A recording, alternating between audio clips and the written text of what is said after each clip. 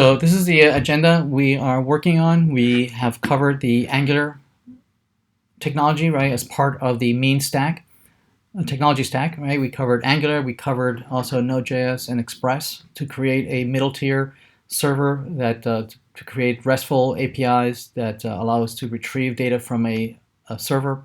And up to this point, we've been storing data in hard-coded arrays, right, that we're loading from files and storing it in the memory of the server. So we're going to go a little further. We're going to instead going to replace that mechanism of storing in memory. Instead, we're going to be using a permanent storage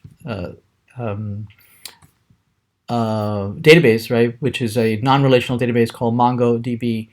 So we'll spend today and maybe some part of next week, right, discussing how to use the Mongo DB from Node.js, right? We're going to be using a library called Mongoose, right, to be able to connect to the non-relational database and create database schemas and be able to insert and update and delete data from the database. We'll expose that those use cases of interacting with the database. We'll expose it as RESTful APIs, right, and then so that we can then integrate it with an Angular application. So that's going to be the next couple of lectures.